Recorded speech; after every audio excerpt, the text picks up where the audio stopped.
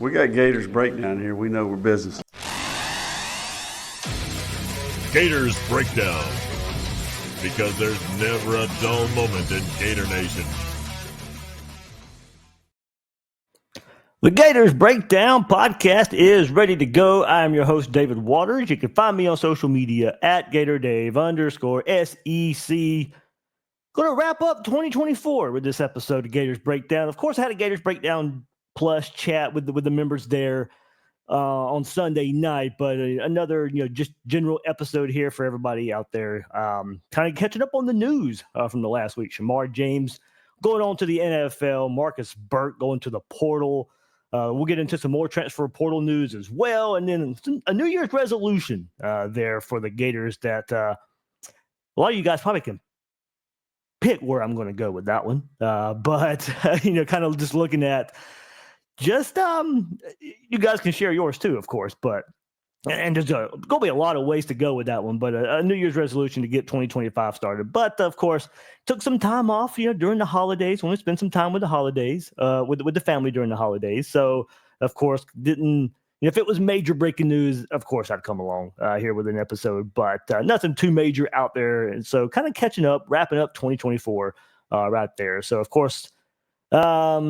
I hope you guys had a happy holidays out there, Gators Breakdown fans. I hope you had a good one. Took some time off to spend with the family as well, hopefully on your side. I know it kind of slows down for us a good bit right here this time of year. So, but, I tried this time of year, catch my breath a little bit after a very hectic 4 months covering Gators football. So thank you guys for an awesome 2024. We're going to wrap it up here in this episode, but it's been a roller coaster for sure. I'm sure glad we got so much good to talk about in November and December.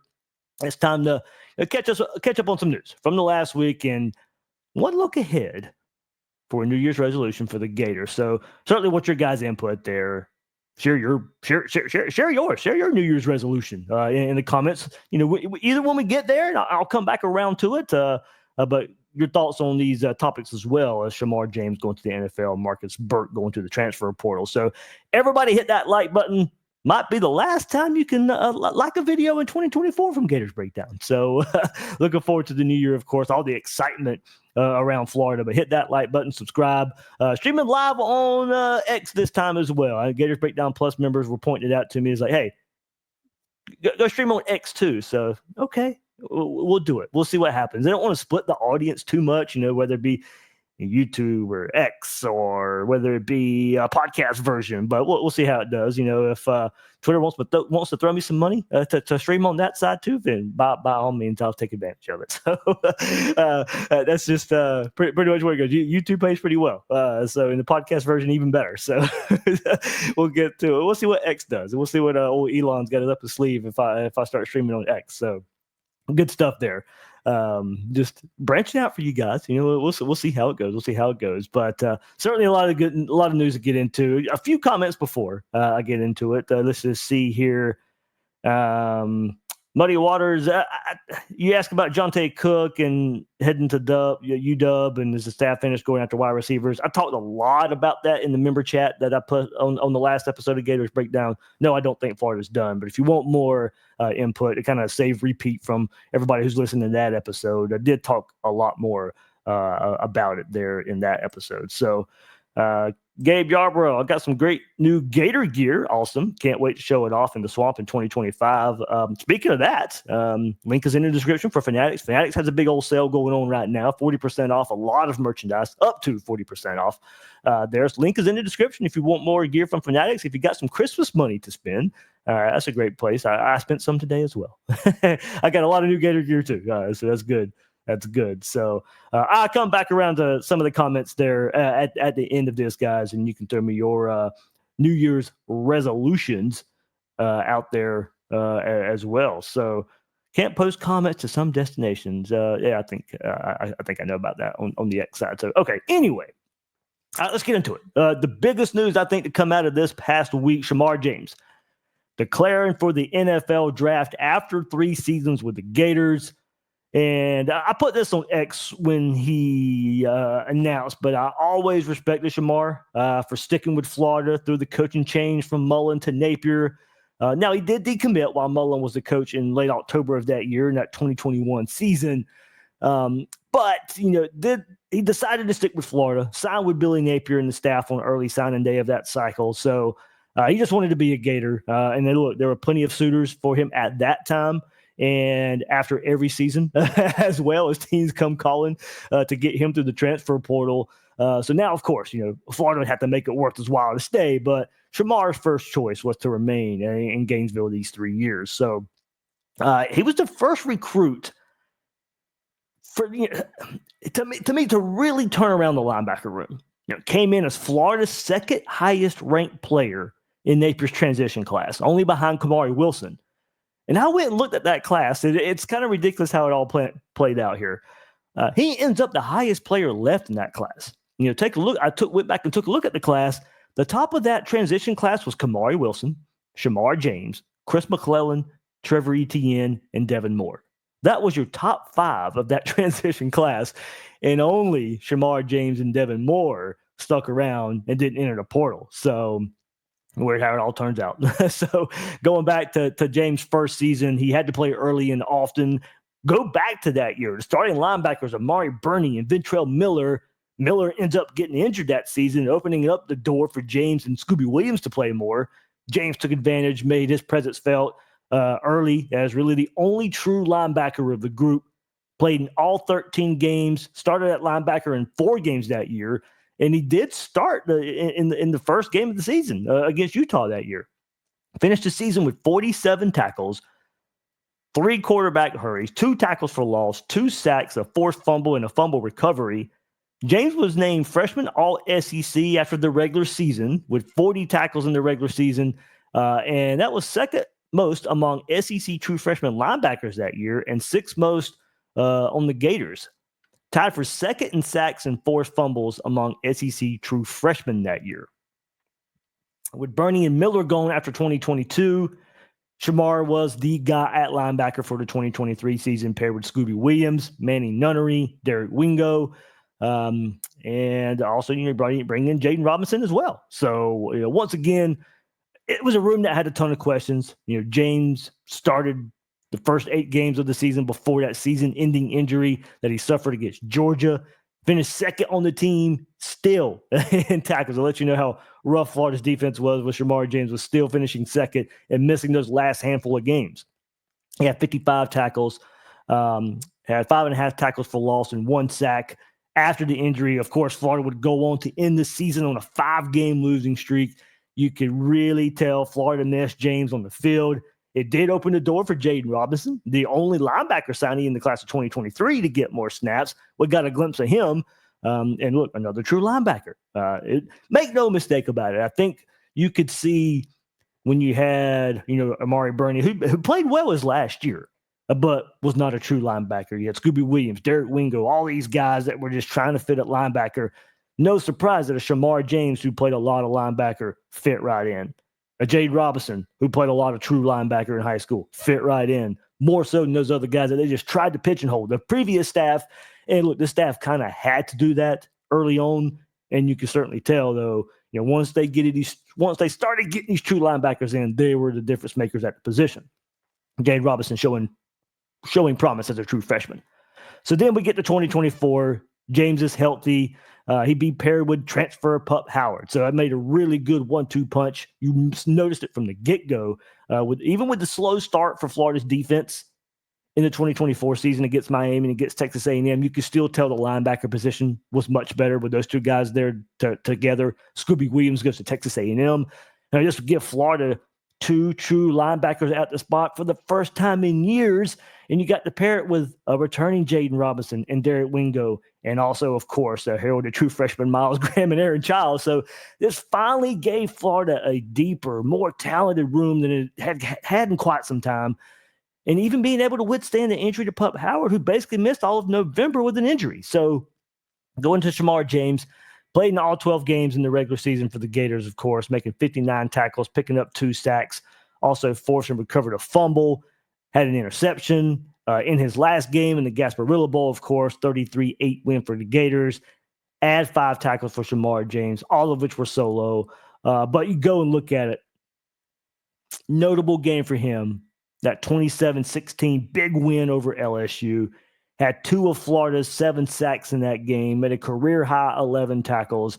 This earned him the SEC Defensive Player of the Week honors when Florida got the first big upset in November against the Tigers. So Shamar James really making his presence felt when Pup Howard had to miss some games because of injury, and when the whole defense needed to take a step forward and did so. Shamar James was a big part of that in November.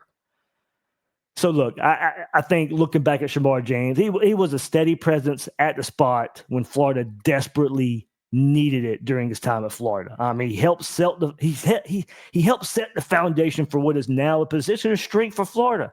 We would have not said that last year. We'd have definitely not said it 2 years ago. He set the foundation for this room now that we think also highly of. He certainly could. He could still have a role on this team for the 2025 season, but with Pup Howard coming back, Jaden Robinson, Miles Graham, Aaron Childs, all those guys coming back with experience, adding the highly regarded Ty Jackson and along with Miles Johnson, it makes roster sense for Florida to be okay here and even take another step next season with all the talent coming back in the room, in Shamar James on the way out. And that's not really that's not a shot at Shamar James. That's just more of a praise for what this staff has done at the linebacker spot. And we knew Childs and Graham were going to be coming in as heralded true freshmen. You weren't going to be able to hold those guys back for too long. Pup Howard really burst onto the scene. Jaden Robinson probably a lot better player than when he was given credit for when he was recruited.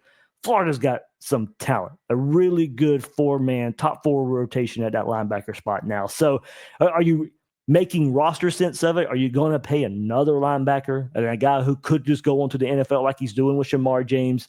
It makes a lot of sense for him. It makes a lot of sense for Florida. So, and look, I give him a whole lot of credit for sticking through the coaching change, and Shamar James will. And I loved him in interviews as well. Shamar James is one of the best interviews, certainly in front of the mic there. So certainly going to miss him.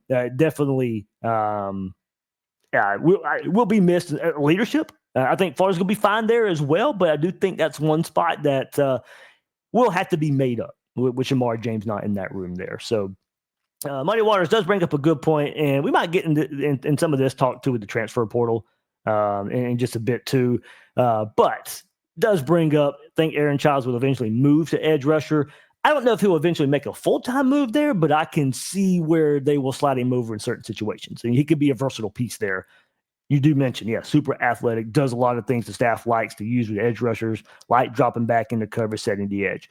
Certainly. I think so too. Yeah, I do think he has a spot there and can move him around. And like I said, move him around. And I think Florida's got some, with the talent also you got there. You can see Childs there at that edge rusher spot with Pup and Graham, or Pup and Jaden Robinson on the field at the same time too. You could see some 3 linebacker sets from Florida. So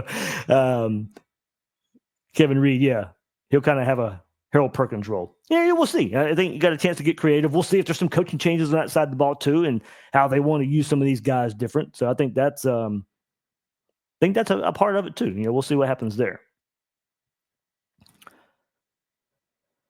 Well,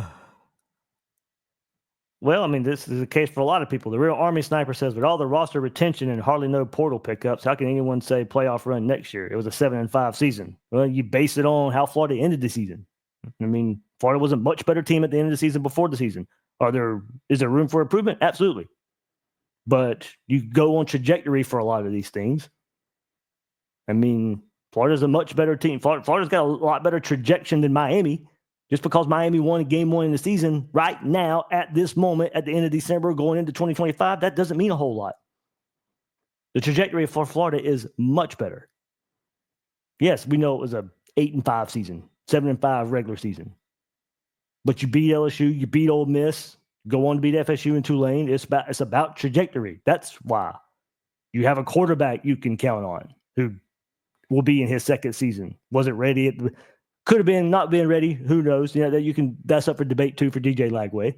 But yeah, and all the pieces you got coming back, that should take another step as well. Yeah.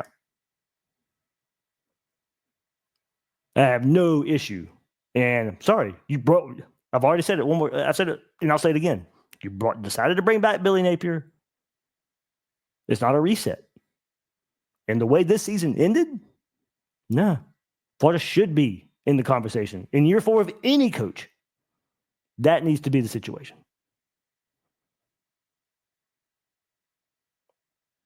I mean, what's the fun in saying, oh, Florida was 7-5 in the regular season, they'll just repeat it again? No, that's not how it works. Teams get better, teams get worse. Some stay the same. But I think there is a green arrow pointing up for the Gators. All right, let's keep it going here. Marcus Burke will enter the transfer portal. He announced last week Burke leaves the program after 4 seasons, but got 1 year of eligibility remaining. Of course, this one kind of hurts a little bit. Kind of hurts from Jacksonville. I like to see my 904 guys do really good from Trinity Christian. Signed with the Gators under Dan Mullen in his final recruiting class. One of the last handful of Mullen players still left on the roster. As a freshman, of course, he appeared in 3 games, made 2 receptions for 73 yards. And look, had the years, built upon the years, but couldn't really ever break through. And that's what we've just always been waiting on with Marcus Burke. We heard for the past couple of years that, spring breakout, fall camp breakout, but just never really could break through. After his freshman year, 19 catches for 270 yards, 2 touchdowns, both scores coming this past season. Burke's final game as a Gator was in the Gasparilla Bowl, of course. Did get a carry in that game, early in the game. Didn't have a catch. So I think when you look at it, if he couldn't break through by now, when was it ever going to happen? And, if he had yet to do it, it was hard to ever see it happening, especially with now who else Florida has on the roster at the wide receiver spot. So kind of continuing the conversation I had on Gators Breakdown Plus. We'll get into some wide receiver talk here, of course. But now with this, you got Florida losing Elijah Badger, Chimere Dike, Jaquavion Frazier's, now the portal departures as well of Andy Jean and Marcus Burke. Certainly got to replace Badger and Dike. AR, of course, bringing in J. Michael Sturdivant from UCLA, who joins the group of Khalil Jackson, Trey Wilson, Aiden Mizell, Tank Hawkins, TJ Abrams, then, of course, the freshmen Dallas Wilson, Vernell Brown III, Nashawn Montgomery, and Luis Tonkara. So right now, I'd say top 3, if Florida in 2025 was to play a game very soon, you would probably peg Trey Wilson, Aiden Mizell, J. Michael Sturdivant in your top 3 receivers. I think when looking at this and Burke hitting the portal and just kind of the recent storylines and following receiver, I think the biggest thing now is got to start getting more out of the wide receivers you recruited out of high school. The best production overall so far has come from the transfer portal. In the end, I don't really care where the production comes from. Just go win me some ball games.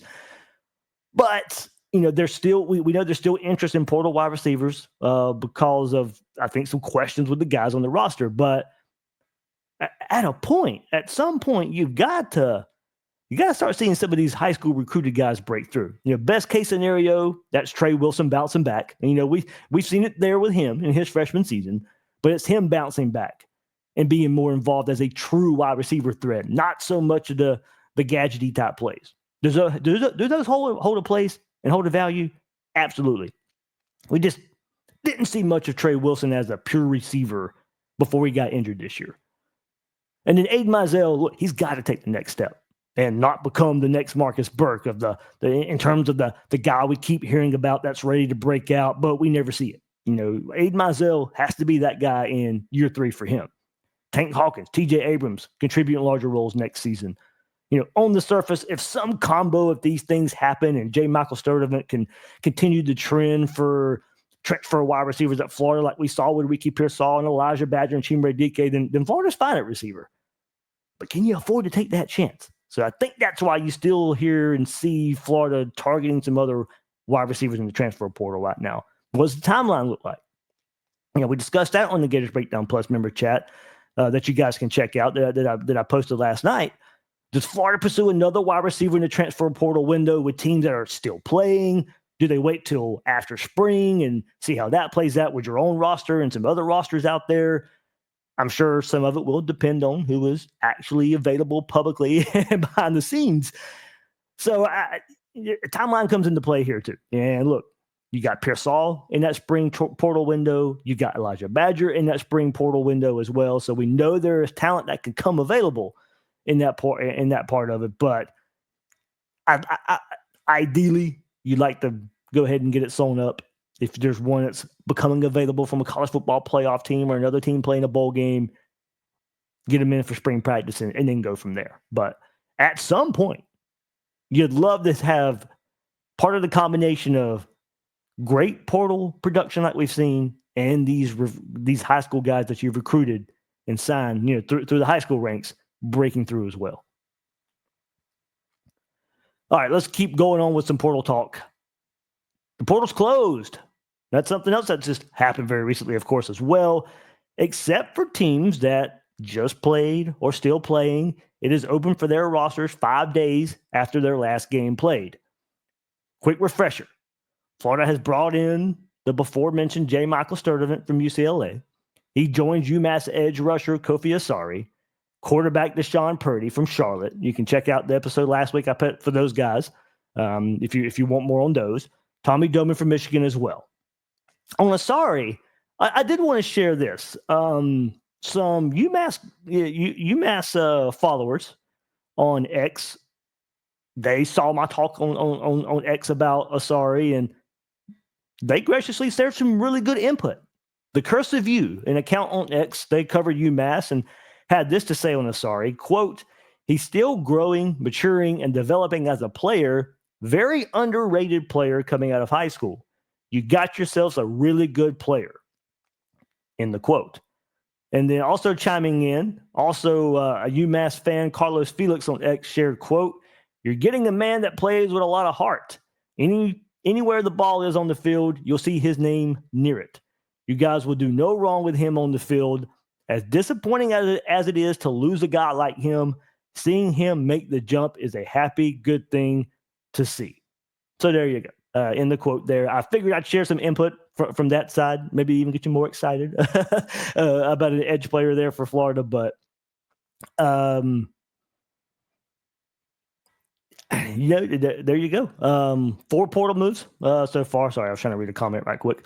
But coming out today as well, on this Monday, looking at some of the other targets that's filtering out today. Georgia Southern linebacker Marcus Watson Trent says he's been in contact with the Gators. This past season, Pittsburgh native finished with 120 tackles, 52 being solo, 4 forced fumbles, 1.5 sacks, 1 pass breakup. Over 5 seasons, Watson Trent has piled up 358 tackles, 164 of them solo. 6 sacks, 6 forced fumbles, 6 pass breakups, 2 interceptions, including 1 for a touchdown. He was Georgia Southern's highest graded defender, according to Pro Football Focus. So we talked linebacker a little bit with Shamar James on the way to the NFL and what Florida has there.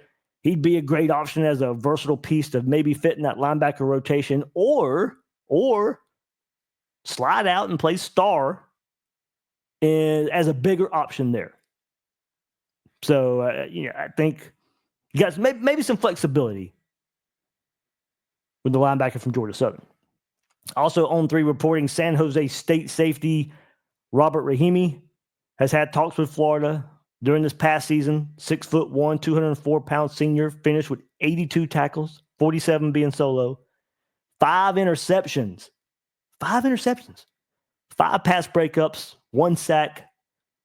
He recorded 5 interceptions in 2022 as well. Didn't play in 2023 due to injury.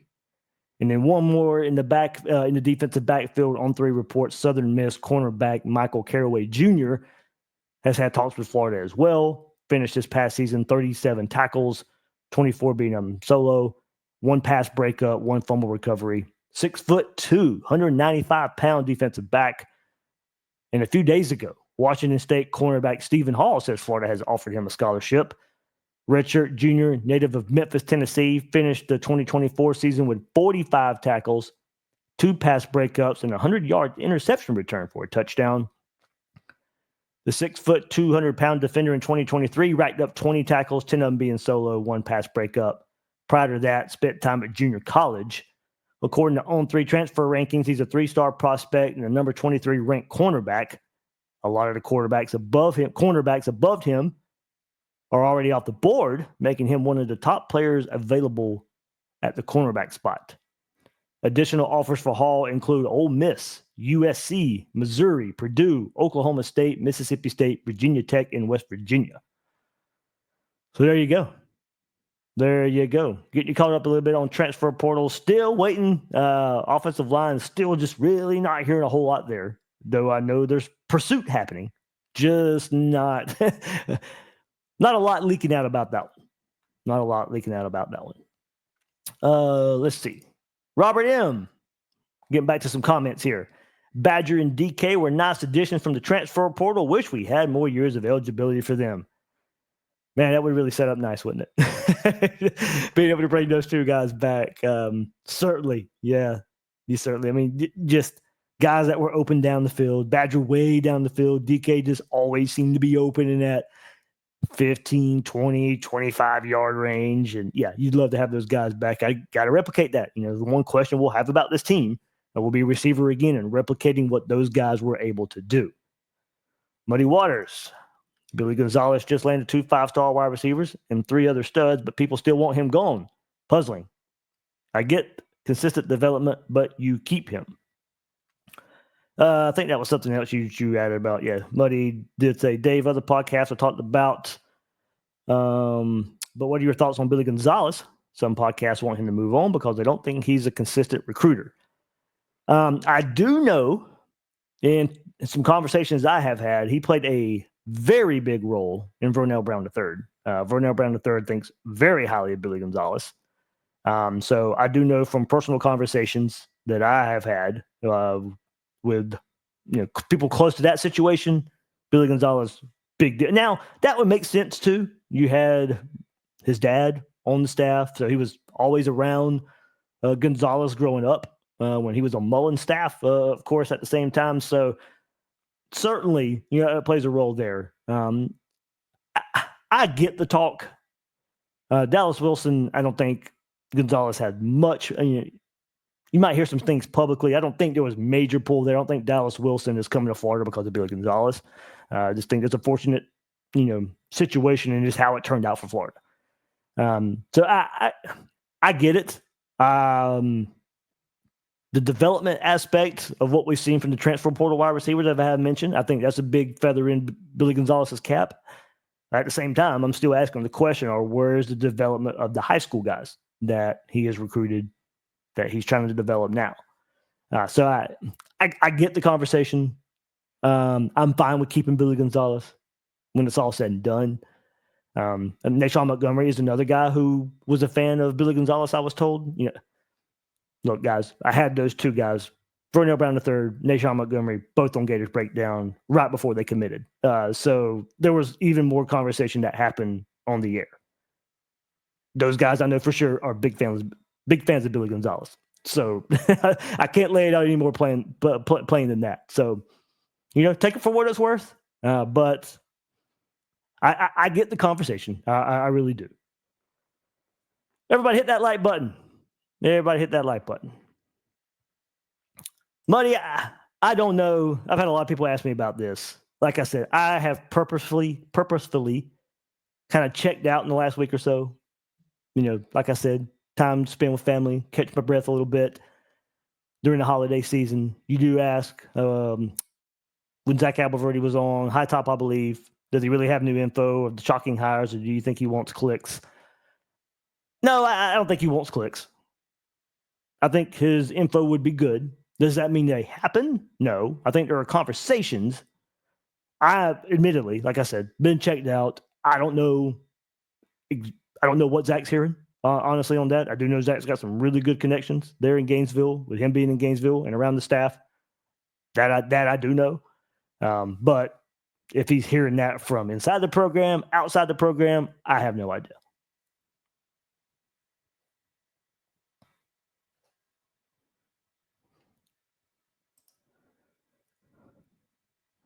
the real Army sniper, very critical, of course, as he always is. I don't think thinking highly of a coach equates to development and wins. I mean, I think his development speaks for itself. I think Billy Gonzalez is an adequate developer. So,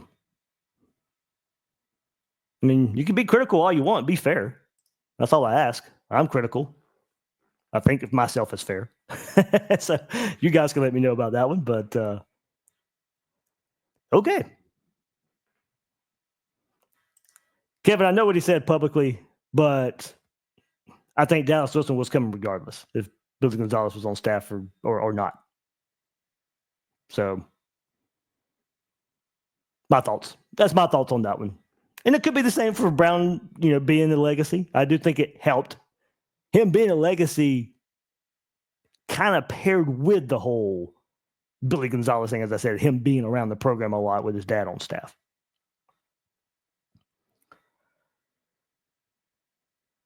Okay. Let's get to it. New Year's resolution time. Let me know your guys' thoughts out there. Your New Year's resolution for the Gators. I know it could be big picture. It could be very specific. Mine's a little more specific. There's many ways to go with this one. I think we can all agree. After the getting vote of confidence, finishing the season 8-5. Well, never mind. I can't say we'll all agree because I'm seeing the comments in here, but okay. Most of us can agree that after getting that vote of confidence, finishing the season 8-5, getting some key pieces returning, putting the finishing touches on a recruiting class that is top 10 with the late addition of Dallas Wilson, it's time for Florida to take the next step. I don't know if you guys saw this, though. 24/7 Sports put out a few days ago, 2025 look ahead. Early preview of 10 teams with the most potential to flash next season. And of course, Florida is on the list. Author Cody Nagel said Florida faced a grueling schedule in 2024, and unfortunately in 2025, slate features the same SEC opponents with home and away locations flipped. Despite the challenges, Billy Napier and the Gators closed out this season on a high note with 4 straight wins, including a victory in the Gasparilla Bowl. True freshman DJ Lagway showed flashes of brilliance and is expected to take another step forward as the leader of Florida's offense next year. Napier, who was firmly on the hot seat earlier in the season, has quickly shifted to a position of stability thanks to the Gators' late season surge. There you go. So, look, I'm sure many resolutions from Gator Nation for this team will be in that regard. Take the next step. And what does that look like? 9 regular season games, win 9 regular season games, 10 regular season games, make the SEC championship, the college football playoff. All those things are in the cards. But one stands out the most for me. And look, it probably comes along with all of those. But for me, you've got to beat the Georgia Bulldogs. That is my New Year's resolution. I think that is the first step in making all these other goals attainable. Now, this past season, that may show that shows us that may not be the path to make it to Atlanta or the college football playoff. I think more than likely it will be for Florida. But this past season, sure, that may not be the case. The 2 teams to beat Georgia in the regular season, Alabama and Ole Miss, did not make the college football playoff. While Texas, the team that lost to Georgia twice, did make the college football playoff. And Tennessee, also losing to Georgia, also made the college football playoff. So it may not be necessary for the other goals, but the next step for Florida is to beat Georgia. I think that is a progressional, that shows progression. That is the step there. And I think will be a barometer for how good of a team you have and puts you in the conversation.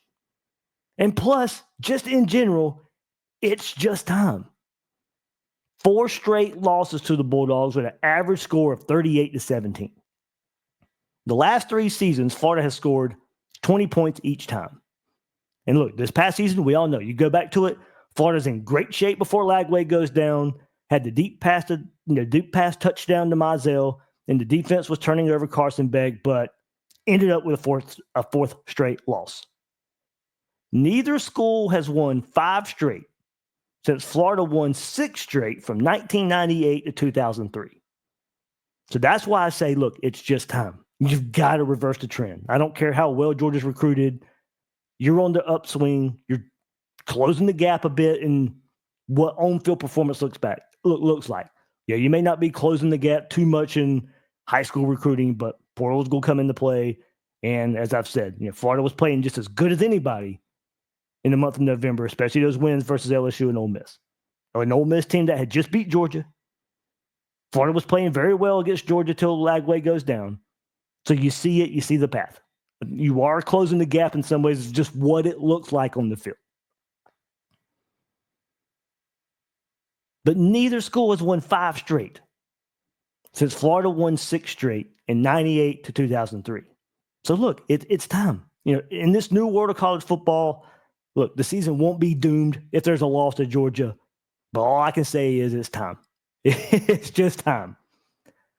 Another wrinkle to this, though. Florida could match up against Georgia twice. Of course, a lot would have to happen, but mainly Florida being good enough to make it to Atlanta. So you might get 2 cracks at it. But if taking the next step, then that's in the cards as well. Getting to Atlanta and maybe matching up against Georgia again, which would be crazy. Then you got Atlanta for the Florida-Georgia game the next year anyway. But that's the weird world of college football. Now you can have Florida and Georgia playing twice with no divisions.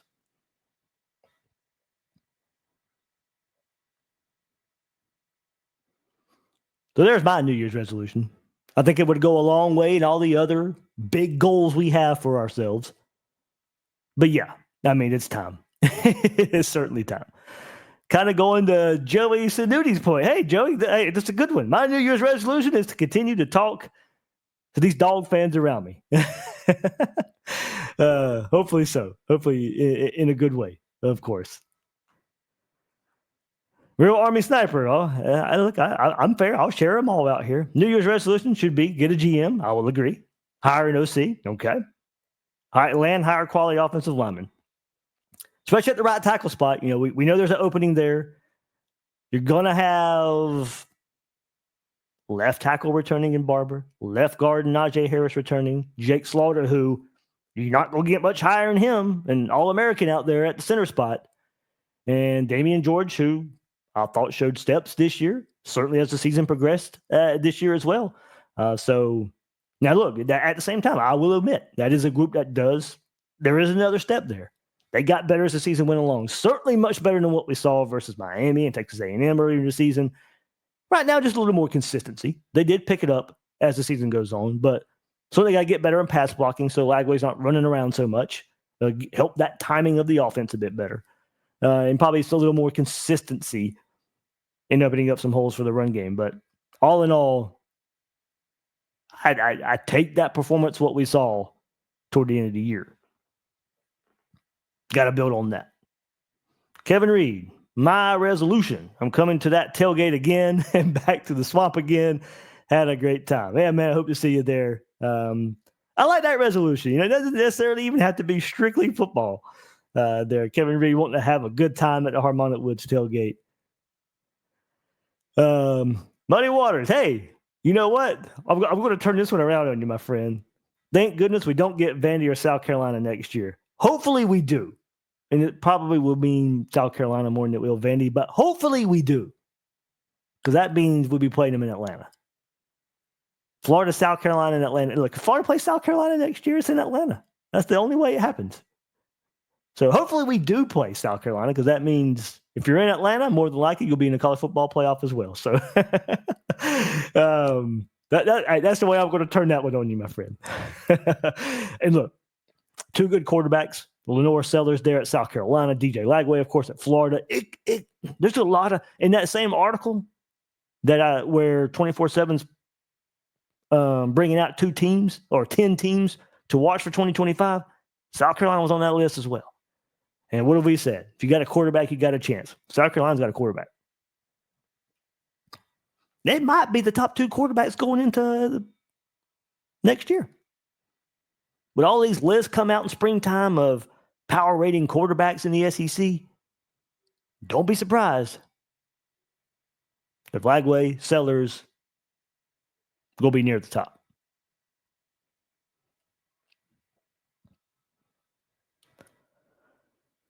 Oh, let's see. Good stuff. Good stuff. Marty, man. Yep. There you go. Kind of probably pointing to my resolution of beating Georgia. Essentially, we haven't won any of the rivalry games the last 5 years. FSU and LSU this past year. I mean, I get what you're saying. Overall, yes, got to be better. Time to start winning all the rivalry games on a consistent basis. There you go. That will happen when the offensive line, defensive line become dominant. I didn't realize. I mean, I did realize, but I was thinking about it again the other day. First time we've beaten LSU since 2018. Had to get that one done.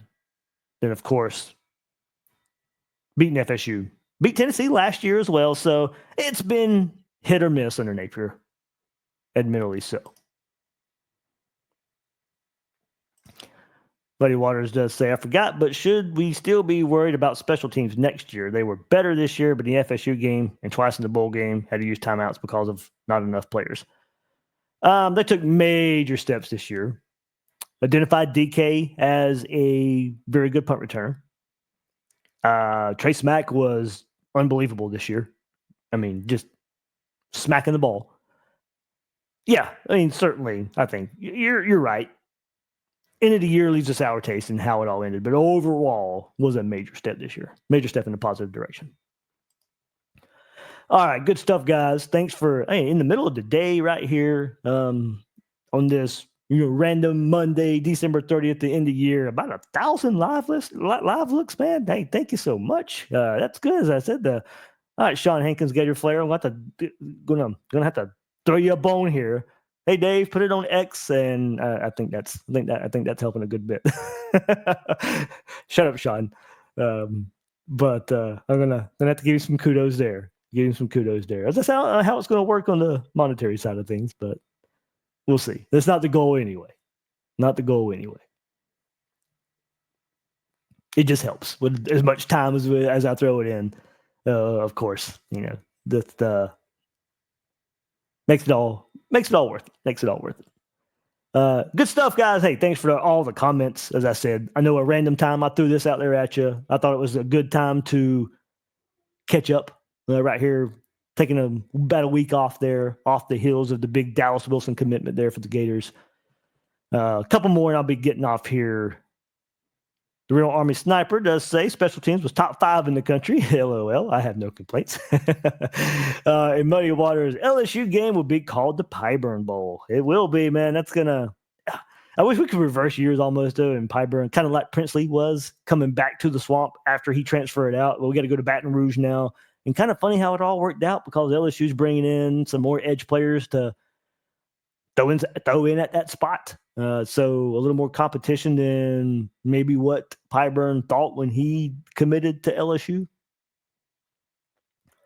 Swagadelic, hey, this is going to be one of mine too. When we, toward the beginning of the year, Will and I will get together and we'll areas for improvement for, the 2025 season. We do that every year. This is going to be one of them. Start strong. Can't take 3 to 4 games or until a bye to figure out how to play well. Oh, and stay healthy. Hey, that first part, you're right. Certainly right. I know you got the Long Island tune-up to start the season. It doesn't matter. That's gonna look good. That's gonna look great. Go out there. Don't look like Alabama against USF. Alabama has struggled against USF the last couple of years. You got USF in game 2. Go out there and pound them. That's what I don't want to make too much of that game, but it would give you more confidence if you do what you're supposed to do. Now, if you don't, it doesn't mean the season's over with by any means. It doesn't mean it's an indication that the season's not going to go the way we want it to go. But you feel a lot better if you go out there and just take care of business with LSU and Miami coming up the 2 games after that. But you're right. Week 3, you got to be in stride. On the road at LSU. On the quote-unquote road against the Pop-Tart Bowl runner-up Miami Hurricanes. So, yeah, got to be ready to go. All right, guys, That'll do it. Hey, Swag, that comment came in from X. That's good. I was wondering if some of those were going to come in. I'm glad they did. Glad they did. Everybody, thanks for joining me on that side of it too. All right, last one. Muddy Waters. Good question. Do you think if Billy reaches the playoffs that he'll be a hot coach topic and to possibly leave? No, I don't think so. Probably not. And not a shot at him. I just think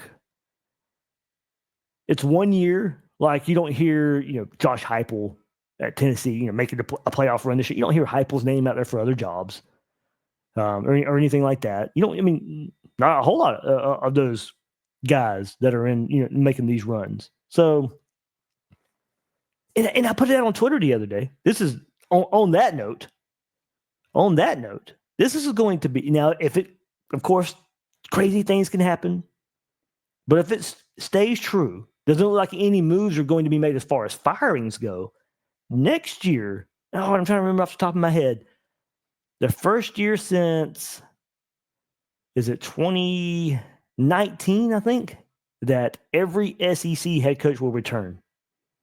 I got to see if I can find that tweet now, because I may have said the wrong date. It might, first time since 2019, I think. But of course, I've posted a lot and a lot of ticking off Miami fans. Yeah, I was right. Barring any surprises, next season will be the first season every SEC coach returns since 2019. So, Napier on the hot seat at one time this season. Coming into the season, he was. Same with Pittman at Arkansas. Kiffin was in talks for the Florida job, maybe, if Napier got canned. So there could have been a whole lot of movement. But it didn't happen. Now, of course, the name that was getting thrown out, he's going to be on the hot seat next year. Brent Venables at Oklahoma. He's got to do something next year. But every year, or every coach returns in the SEC since 2019. Pretty interesting. As it stands now, we'll see. We know how crazy this thing can get.